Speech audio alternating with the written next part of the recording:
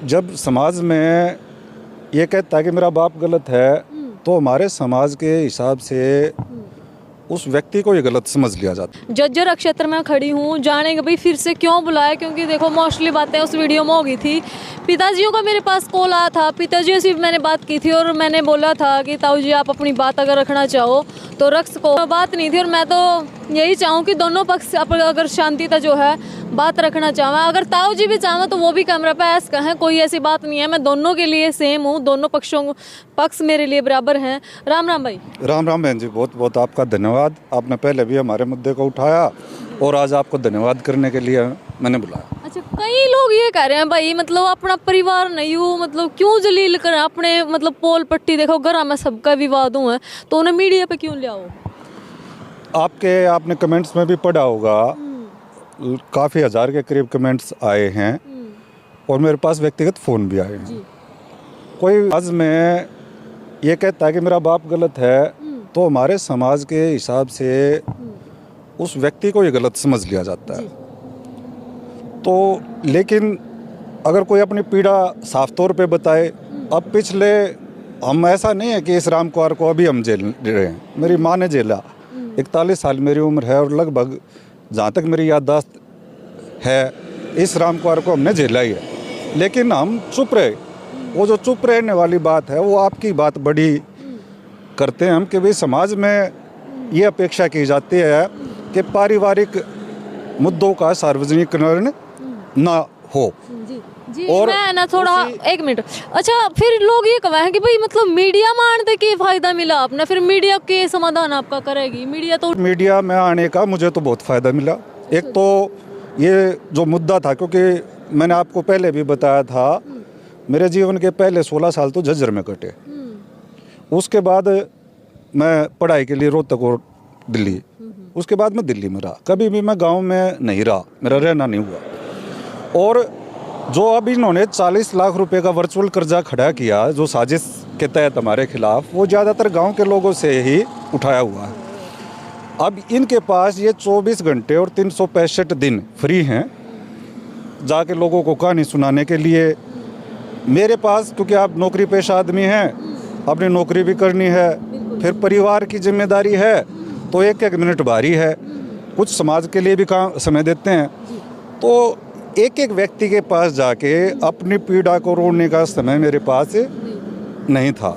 और दूसरा, मैं सूर्यकांत त्रिपाठी निराला की मैंने एक कविता की लाइन पढ़ी कि दुख ही जीवन की कथा रही, क्या कहूँ आज जो नहीं कही।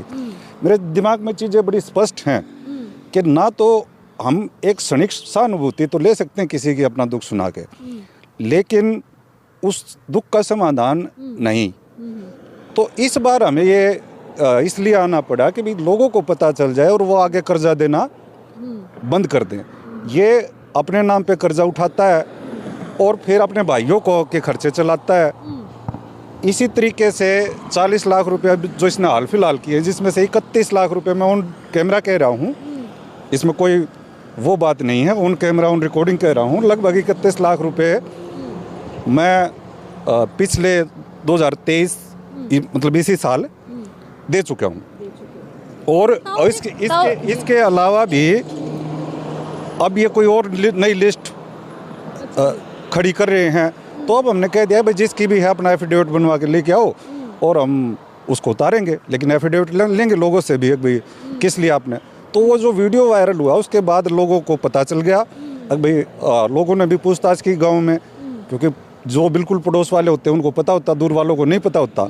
तो जब ऐसा मामला उठता है तो जो दूर वाले हैं वो पड़ोस वालों से पूछ लेते हैं। तो जब पड़ोस वालों से पूछताछ करी तो उन्होंने बताया कि इस लड़के ने तो बड़े कठिन संघर्ष में 2 जवान बहनों को, पहले भी ये भगोड़ा हो गया था 2004 में, और वो तो हमारे आत्मा ही जानते हैं कि हमने कैसे उन संघर्ष का सामना करके धीरे धीरे खुद को खड़ा किया। अब जब हम खड़े हो गए हैं तो ये इनका कॉन्स्पिरेसी पार्ट 2 स्टार्ट हो गया है। और वो जाहिर जैसे हुआ तो लोगों की अब मैं इंडिविजुअली बताता तो संभव नहीं हो। गांव के लोगों ने वो देखा, मेरी पीड़ा को भी समझा, और मेरे पास गांव से भी और बाहर से भी समर्थन के कोई लगभग 700-800 फ़ोन उसके बाद आए कि भाई भूपेंद्र आपकी पीड़ा बिल्कुल जायज़ है और हम आपके साथ हैं। ये जैसा कि मैंने आपको पहले बताया, आपका एक मुद्दा ये है कि बाप को गलत कहना ठीक है या गलत है। इस पर मैं सीधे साफ शब्दों में आपको बताता हूँ। देखो, रामायण को एक ऐसा धार्मिक ग्रंथ माना जाता है जिसके ऊपर हमारी सनातन संस्कृति टिकी हुई है। बार बार कहीं पे भी जो बात आएगी तो मर्यादा पुरुषोत्तम राम की या रामायण की बात आएगी, रामायण के प्रसंग आएंगे। रामायण में एक किरदार था अंगद। अंगद के बाप की हत्या राम ने कर दी, और उसके बाद हत्या करने के बाद राम के सेवक के तौर पे, राम के सिपह सालार के तौर पे, राम के संदेशवाहक के तौर पे राम की सेना में अंगद ने काम किया। मतलब अपने बाप के हत्यारे के साथ काम किया, उसकी सेवा की। तो वो समझ में ही उसको, अंगद को ये आ गया कि भाई जो मेरे बाप के कृत्य थे वो सामाजिक कृत्य नहीं थे, और जो उसके साथ गलत हुआ वो ठीक एक्शन था। इसलिए अंगद को कोई भी एक नेगेटिव कैरेक्टर के तौर पे नहीं पेश करता। आपसे कोई भी पूछे कि भाई हमारे हिंदुओं के कौन से त्यौहार हैं प्रमुख, तो आप बताइए कौन से? होली और दिवाली। तो दिवाली पे तो रामायण की कथा।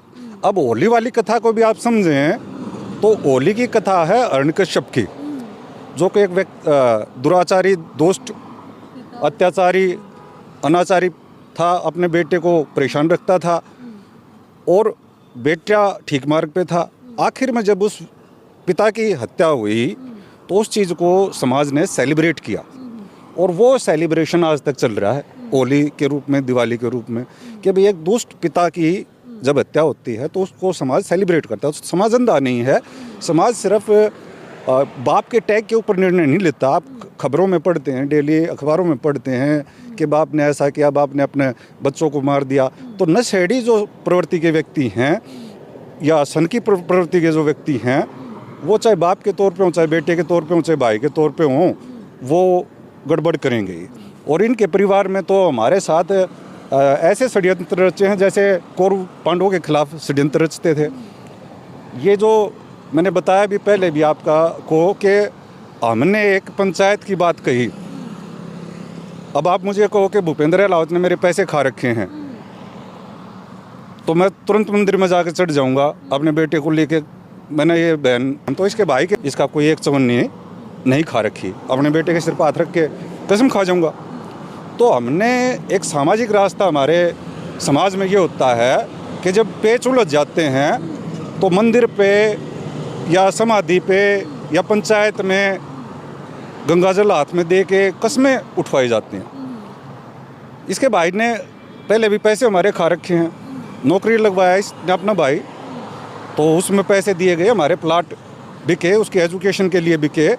तो हमने एक एक बात के लिए कह दिया भाई अगर तूने पैसे खा रखे हैं, नहीं खा रखे तो आके एक बार मेरे दादा की समाधि पे, हमने तो उसके बाप की समाधि, मेरा दादा मतलब इसके भाई का बाप, कि भाई वहाँ पे आ जा, मैं अपने दादा की समाधि के ऊपर एतबार है, अपने लड़के को आके एक लाइन कह जाए कि मैंने नहीं खा रखे। अगर खा रखे हैं तो हमें लुटाए। अब खर्चा इनका चले, और आप 40 लाख रुपए को देखिए, ये सोचिए कि मान लो 40 लाख रुपए हो गए, सबको ये पता है 2 रुपये सैकड़े पे 80,000 रुपये महीने ब्याज हो गया। अब वो जो मेरी तनख्वाह आएगी उसमें 80,000 रुपये तो मैं ब्याज दूँ, इसको मेंटेनेंस दूँ, ठीक है। तो मेरा तो सारा जो एक जीवन था वो अस्त व्यस्त हो।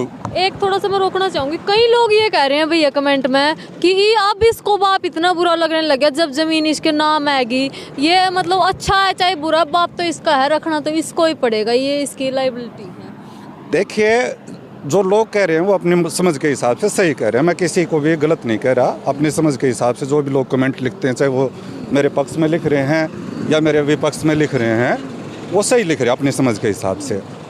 एक प्रश्न ये उठता है कि भाई जिस आदमी से, अब आप हमारे गांव में पता करिए, आर्यनगर झज्जर में जाके पता करिए, मेरे मामा जसराना गांव में हैं, पुलंगी जसराना यहाँ पे, वहाँ पे भी जाके पता करिए। सेक्टर 2 रोहतक में रहता है, इसकी ससुराल भी वहीं है, वहाँ पे आप जाके पता करिए। या DLF वैली में रहता है पंचकुला, वहाँ पे आप पता करिए। और कोई एक आदमी ढूंढ के लेके आइए जो ये कहता हो कि पिछले 20-22 साल में इस लड़के ने आके खिलाफ या इस रामकुमार के खिलाफ कोई कुछ भी स्टेटमेंट दी हो, क्योंकि मेरे पास इतना टाइम ही नहीं, वक्त ही नहीं। वो तो अब जब इन्होंने षड्यंत्र रचा तो हमें मजबूरन कैमरे पे आना पड़ा और बोलना पड़ा, और पंचायत के लिए हमने आह्वान करना पड़ा, और हम अपनी पंचायत करवाएंगे, अपना हक लेंगे। हमारी जो लड़ाई है वो हक और हिस्से की है। प्रकाश ने मेरा दादा 2020 सितंबर में गुजरे, उसके बाद 2021 में, अब पौने 3 साल हो गए, अपनी ज़मीन बेची और अपने 3 भाइयों की बेची, हमें छोड़ के सबकी ज़मीन बेच दी। और उसमें 5 करोड़ 20 लाख रुपए की एम्बेजलमेंट सामने आई। अब जब हमारे खिलाफ ये 40 लाख का षड्यंत्र हुआ तो मैं गांव में आया, मैंने वो चीज़ों की जांच करने की कोशिश करी तो मेरे खिलाफ एक सीनियर सिटीजन एक्ट में उसने 5 जून को केस लगवाया। अब चीज़ों को समझने की ये होती है कि भाई हरियाणा की ब्यूरोक्रेसी कितनी तेजी। किसने लगवाया केस? रामकुमार ने लगाया, पिताजी ने लगवाया, प्रकाश ने लगवाया। और ऐसे किसी को मतलब इनडायरेक्टली आप मैं वो ब्लेम के लिए कारण बताता हूँ ना। 5 जून को केस दर्ज होता है और 6 जून को मेरे पास दिल्ली नोटिस पहुँच गया। अब हमें भी पता है, मैं भी यहाँ हरियाणा प्रशासन से भी वाकिफ़ हूँ कि यहाँ पे कितनी तेज़ी से काम होता है। एक दिन में 5 जून की उस पे डॉक्यूमेंट पे 6 जून को नोटिस सर्व हो जाता है, तो ये बगैर इंटरफेरेंस के चीज़ें नहीं हैं। फिर उस केस में भी कोई मेरिट नहीं है, लेकिन मेरे अनेक चक्कर कभी झज्जर कटवा दिए। उन सारे चीज़ों का मकसद क्या था कि जो मैं इन्वेस्टिगेशन कर रहा था कि भाई हमारा ये 40 लाख रुपया कहाँ गया, और उसके लिए हम एक कड़ी जोड़ रहे थे कि भाई किस से किस दिन पैसे लिए गए, फिर वो कहाँ खर्चे, उससे ध्यान हटाना। दूसरा 5 करोड़ 20 लाख रुपए वाला स्कैंडल हो गया था। अब चीज़ों में सिमेट्री है। 5 जून को मेरे खिलाफ केस करवाया कि ये थोड़ा सा साइड में हट जाएगा केस से डर के, और उसके बाद 14 जून को ज़मीन की अल्टा पलटी, और उसके बाद एक जो लड़का अभी 22 अक्टूबर को भी हमारे परिवार से मेरे एक चाचा का बेटा एक्सपायर हो गया, तो उसके नाम पे भी ज़मीन ली थी कुछ, वो ज़मीन करवा ली 5 जून के बाद वाले पीरियड में आज तक, और दूसरे भाइयों की ज़मीन भी। मतलब एक जो खेल जो रच रखा था षड्यंत्र, उसमें एक्शन हैं। झज्जर तहसील के भी डॉक्यूमेंट बोल लेंगे, बेरी तहसील के भी बोल लेंगे, वो तो ऑन रिकॉर्ड चीज़ें हैं, उसमें कोई वो नहीं है।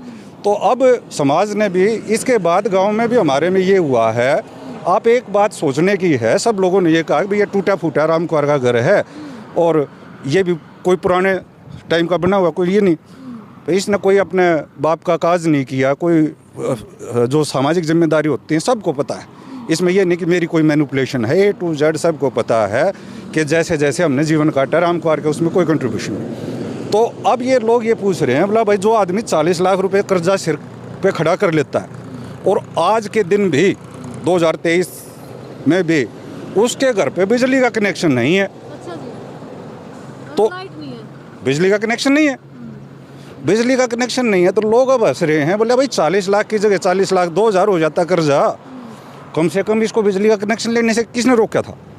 और बिजली, अब समस्या ये है कि भी सुबह बिजली चोरी करते हैं, कल को वो जो पर्चा आएगा तो आप जैसे आदमी फिर आके मुझे ही कह देंगे अब ये तो जी आपको भरना पड़ेगा।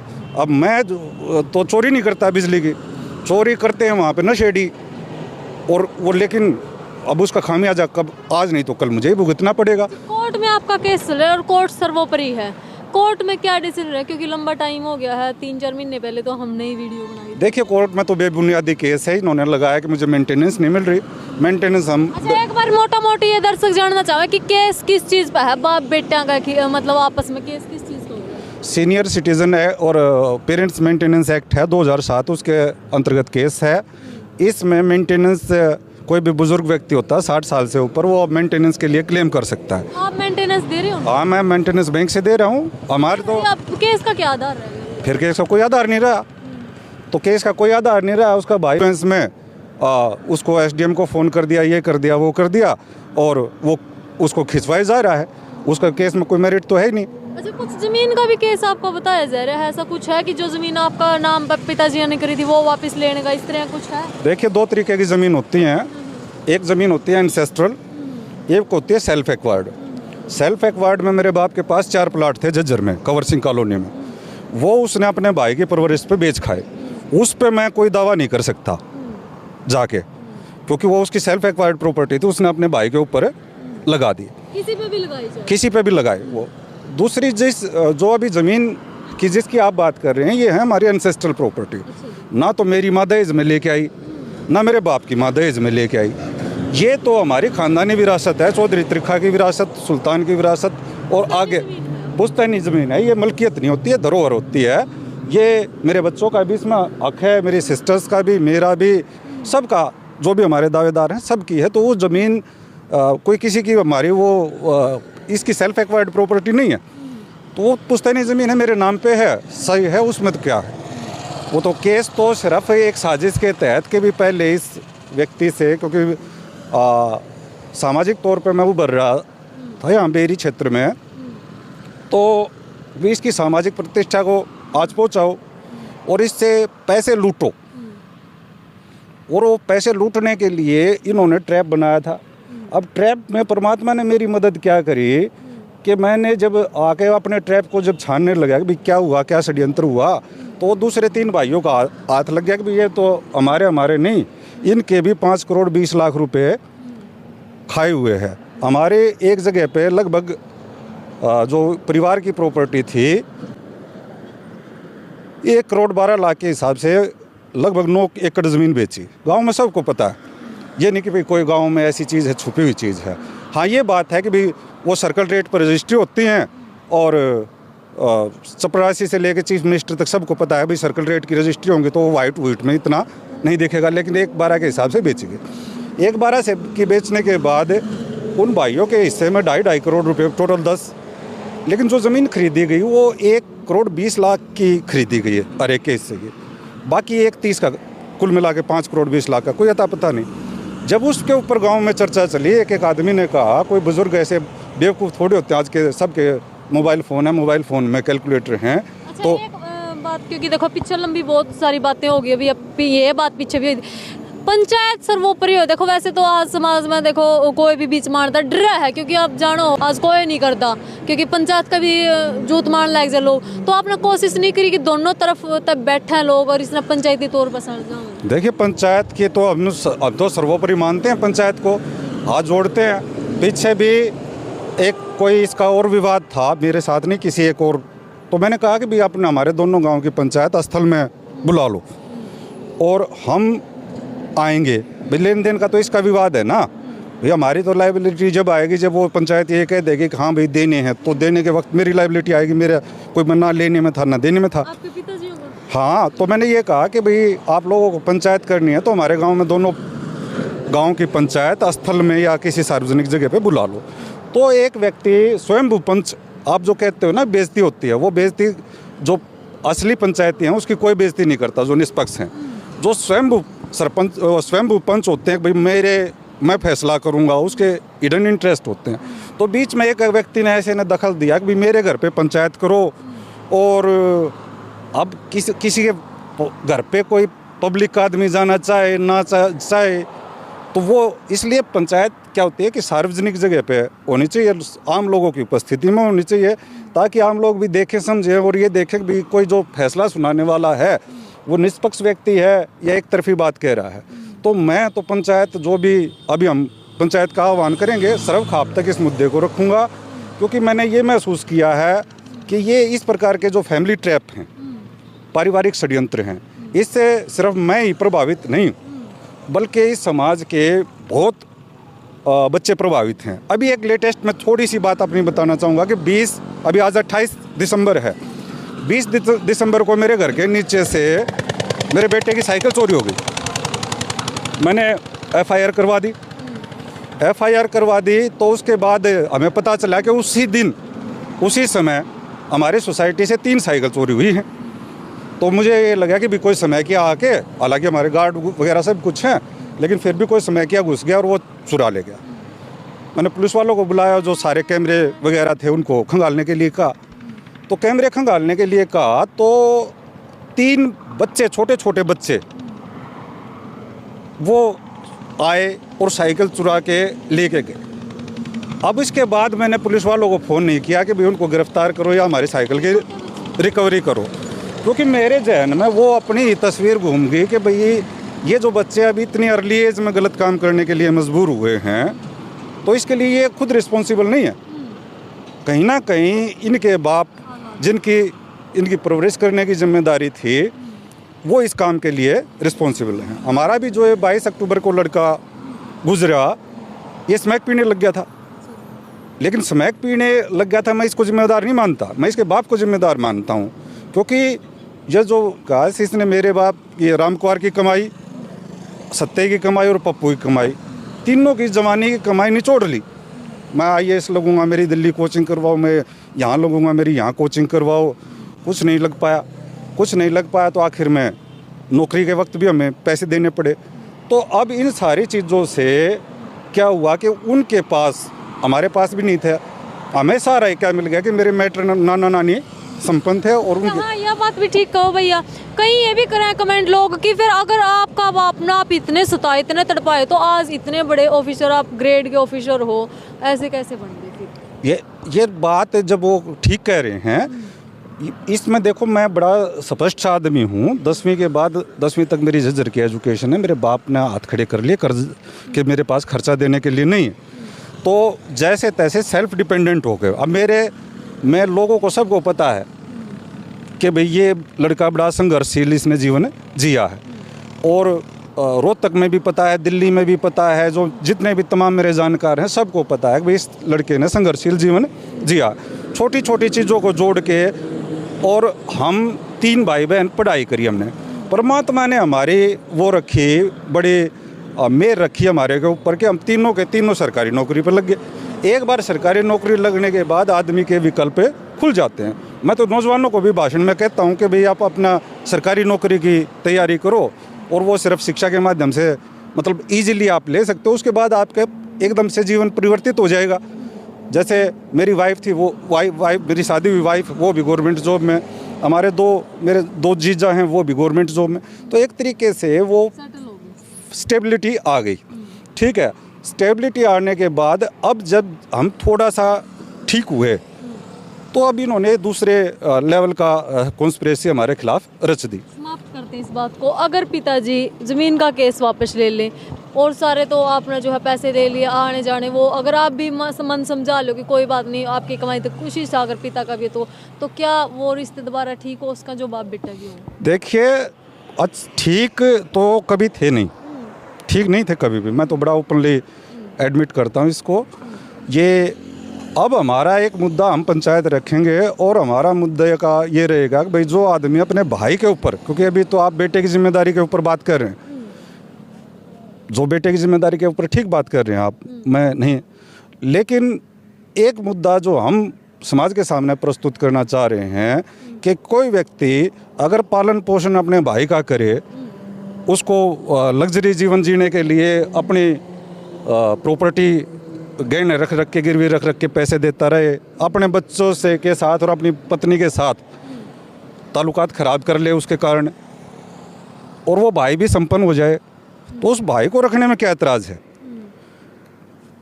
वो भाई भी तो उसको रख सकता है कि जिस बड़े भाई ने बाप की जो अपने छोटे भाई की परवरिश करी, पढ़ाया लिखाया, नौकरी लगवाई, हमारे लिए तो कोई काम नहीं किए, तो उस भाई को वो अपना DLF वैली में, वहाँ हिमाचल के नज़दीक बड़ी हवा है, वहाँ पे अपने घर पे रखे इसको, या रोहतक में सेक्टर 2 में अपनी कोठी में रखे, या डावला में फार्म हाउस उसने बना रखा है वहाँ पे। मतलब अपने, हमारी ये है कि भी अपने परिवार के साथ रखे, और हमें कोई एतराज़ नहीं है। हम तो खर्चा कहोगे तो आप खर्चा उसके घर भी भिजवा देंगे, खर्चा भिजवा देंगे, खर्चे में कोई कमी नहीं।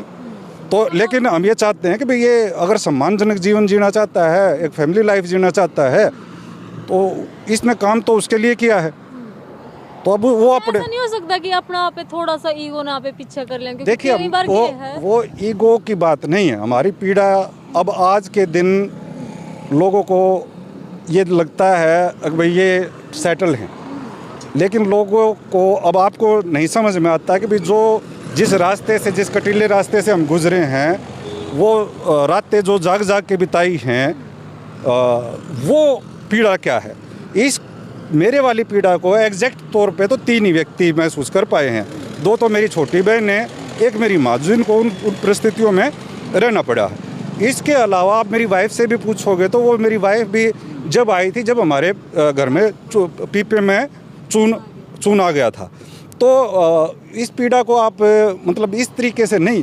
और फिर मान लो आपको भी मैं एक बात कहता हूँ, ये राम कुमार है, मान लो आप मेरे पास समाज इसको छोड़ देता है तो मुझे बार बार वही चीज़ें याद आती रहेंगी इसकी, और जो मेरे व्यवहार में भी उसकी प्रतिक्रिया होगी। तो और हमको इसको पाकिस्तान में थोड़ी भेजने की बात करें, हम तो इस भाई के पास भेजने की, या तो इसका भाई आके उन कैमरा ये कह दे कि मेरे भाई ने मेरे लिए कुछ नहीं किया, अपने बच्चों के लिए कहा। हम तो यही तो मुद्दा हमने बनाया है कि हमारे दादा की समाधि पे आके या तो ये कहे कि मैंने इनके पैसे नहीं खा रखे, इनका हक नहीं खा रखा, तो हम उसको 1 लाख रुपये हर्जाना भी दे देंगे और जो भी चीज़ें हैं वो। और अगर नहीं कह पाता तो फिर अपने भाई को ले जाए और हमारा हक हिस्सा दे। हम भाई भी तो रख लेता। आप ये सोचो ना, एक बड़ा भाई पिता के नाते, अगर छोटे भाई के बहुत लंबी वीडियो हो गई है। और दर्द क्यों, क्योंकि भाई बहुत वर्षों का इन्होंने कह फटा है, दूधर रिश्ते अंदर आ रहा है, तो वो फिर मिले नहीं करते। अप्रैल को 6 अप्रैल को इसका एक भतीजा, राम कुमार का एक भतीजा, वो गांव में आकर उपद्रव कर गया। समाज का वो भी प्रेशर, अगर भाई ये इसका बद चलन जो गांव में उसने कोई ऐसी हरकत कर रखी है कि हम बता भी नहीं सकते, और वो आके फिर तो उधर से इसका भाई, तो ये लोग कई जगह पे बात भी उठाते हैं सामाजिक।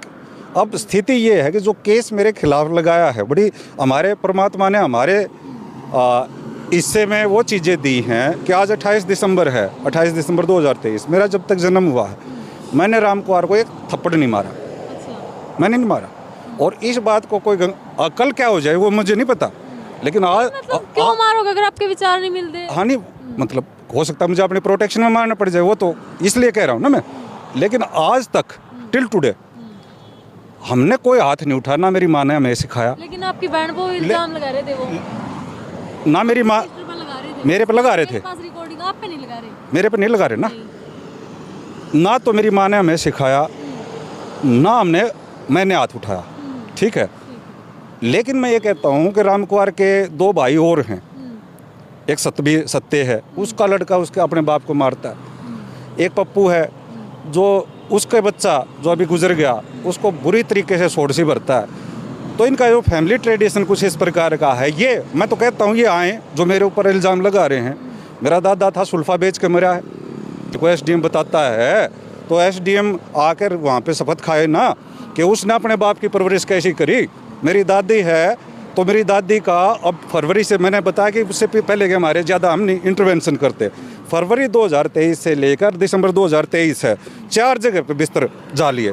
पहले राकेश के घर, फिर उसके बाद सत्ते के घर, सत्ते ने फेंक दिए। मतलब बिस्तर भी इतनी बुरी स्थिति में जाते हैं कि वो बिस्तर और उसका वो रख के बैग में और बाहर पड़काड़े पे रख दिया, पूरा दिन वहाँ पर रखा रहा। शाम को कोई अंधेरे में उसको ले जाता है, फिर राकेश के घर, अब फिर राकेश के घर से। अब जो ब्रह्म प्रकाश है ये अपने बताते हैं, तो मैं कहता हूँ अपनी माँ को ले जाए ना वहाँ, वो अपने घर पे रख के दिखाए। मेरी तो माँ मेरे साथ है, शुरू दिन से मेरे साथ है, और हमने तो मान सम्मान के साथ रखा है।